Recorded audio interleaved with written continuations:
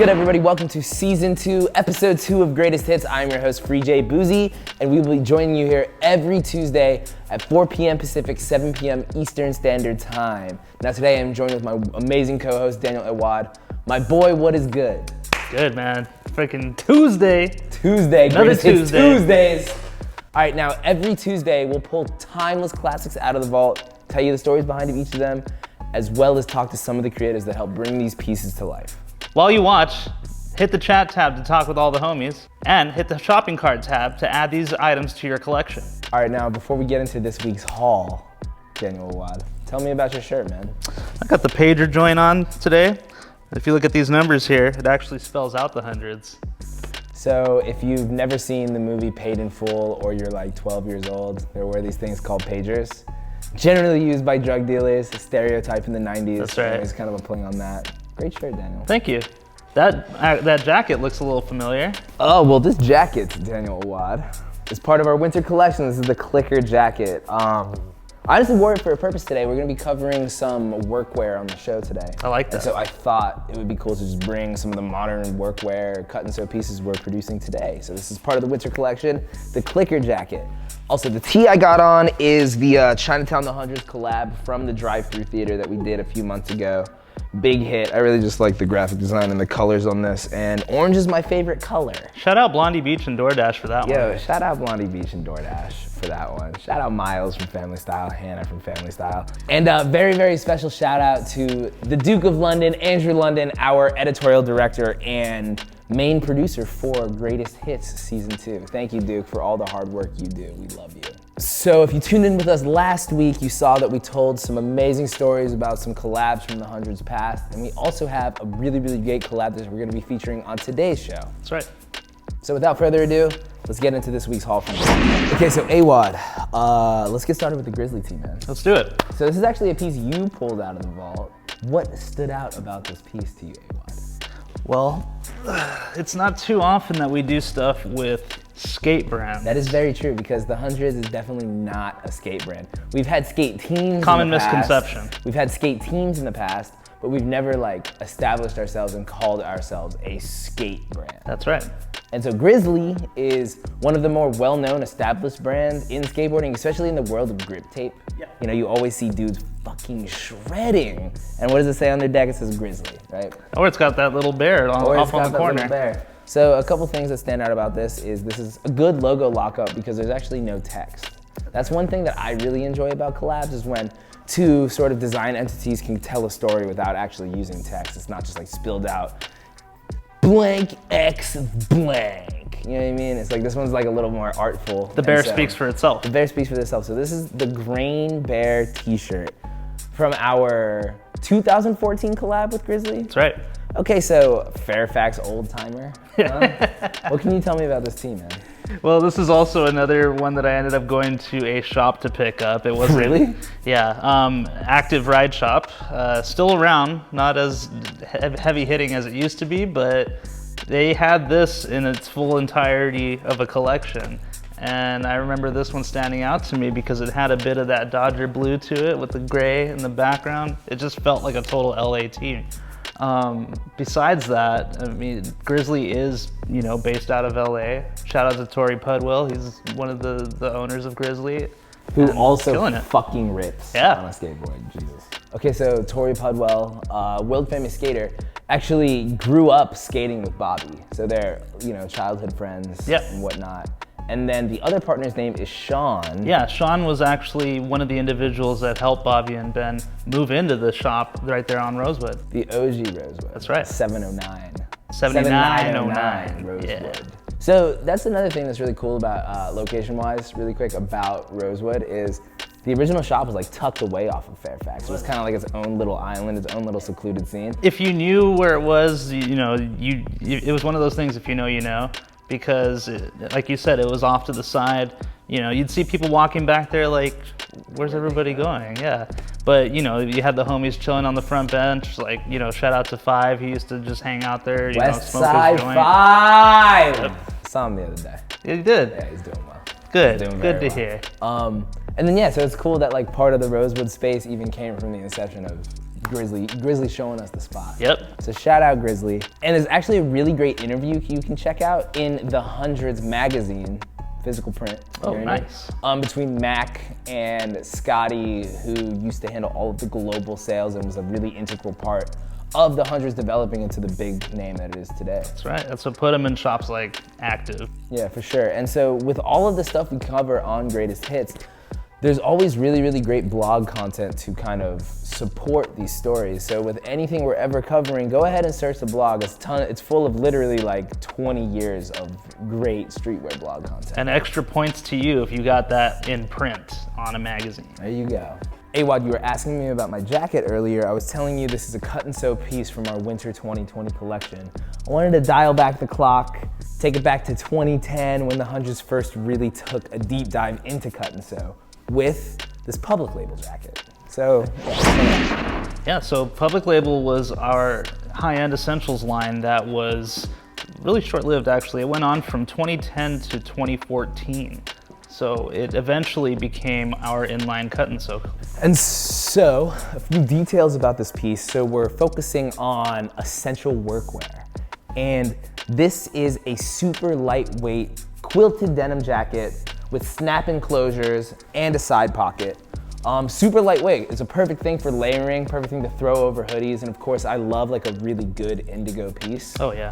And you know, this is a retrospective of the Hundreds as a brand history. And so when we're dealing with vintage pieces and stuff, sometimes the wear gives it more character, gives it more flair. This is a nice workwear essential piece. And just kind of going back to the idea that this is when the Hundreds first took a deep dive into cut and sew. The Hundreds was a printables-based brand. Printables meaning screen printing, graphic tees, right? Printables, stuff you're printing on. So when Public Label really started to develop, this is when everybody in the office workplace could kind of start designing the clothes they actually wore. Right. Because especially in streetwear, there's like a trend where people really like basic essentials instead of the super loud stuff, especially if you're working deep in the industry. Right? For sure. So this is kind of 2010 to 2020. The Hundreds has always had a big focus on workwear and these essential pieces that have kind of always been next to streetwear stylistically. Classic California culture as well. Classic California culture. And so I see a lot of comparisons of this to stuff you would find at like a flea market, military surplus stores, Yep. Carhartt, you know, that sort of stuff. And so Yeah. again, quilted denim, super lightweight shirt, snap enclosures, side pockets. Of course, this is a Public Label piece, so it has the OG Public Label tag. Back to what I was saying in the last episode about tag history being a very, very important part of the Hundreds brand. If you want a little more info about Public Label, you can check the blog where we have a post about Patrick Hill, who used to be the creative director here, and he gave a little bit of a backstory as to how Public Label came to be. Now that I'm thinking about Pat and the time I spent working with him, he only wore basic essential clothing. Oh yeah. Right? There's even on that article, if I recall, he goes into this like weird tangent about trying to find the perfect white tee. That's right? what he was constantly on the he hunt was for. On the hunt for. And of course he shouts out some like obscure Canadian sports like hunting brand that nobody has ever heard of as like the best white tee. So we'll just take your word for that one, Pat. We miss you, Mike G. Public Label jacket for sale now. And if you're just joining us, you are watching Greatest Hits. We are here every single week, 4 p.m. Tuesday, Pacific, 7 p.m. Eastern Standard Time. So without further ado, we're gonna dive back into the vault to see what we got coming up next. So political commentary is always a huge design element throughout the history of the Hundreds. The next shirt we're gonna feature is actually no different from that, and it's the Independence Tee, and we thought it was the perfect time to tell this story because it is very in tune with the social climate of today. So let's check it out. Okay, so the Hundreds is from Los Angeles, California, right? We're in Southern California, one of the meccas of the liberal political perspective. And I will say the last 4 years was feeling very, very dark, very, very dreary in terms of the political climate that we were kind of getting from the White House. So the other week, Joe Biden was elected. I was in the streets in LA, like biking around the city, just massive celebration. You were everywhere. out there. It was like people were really like, really, really feeling the transition. Yeah. And I kind of thought when we were digging through the archive that this t-shirt really represented the social and emotional climate of a lot of Angelinos. As you can see, we got Uncle Sam like roided out. He is yoked. yoked. He's yoked. And we got Lady Liberty, you know, of course, like a very, very attractive, beautiful Statue of Liberty. They're kind of uniting and celebrating. And it's kind of been weird to feel patriotic the past few years. You know what I mean? There's like been a big divide in the country. Now I think we can heal and move forward a little more, hopefully. Also important to remember that there's an entire half of the country that was feeling how we were feeling 4 years ago. So always keep that in mind. Yeah. But I feel like this does speak to the social climate of how Southern California is currently feeling. You can find a t-shirt like this in almost every collection, as Bobby and any other of the designers like to speak their mind through their artwork in pieces like this. So you're telling me throughout all like hundreds collections, we can always find some politically motivating messaging? Most definitely. Cool. And this one's no different. Mm-hmm. Okay, awesome. I think in our current collection, I think the Uprise tee kind of has that narrative. Definitely. As well. And yeah, there's a bunch of other great stuff if you want to check out our full collection, available on thehundreds.com. So we're rounding third, going home at this point. Shout out Dodgers. Hey. In terms of the political landscape today, climate change is one of the hottest issues. So many different sides to the coin, so many different opinions, but we do know one thing: the planet is getting hotter. And so yeah, next up we have the Trashy t-shirt, which kind of speaks directly towards that topic. So let's check it out. Put your trash where it belongs. You filthy animal.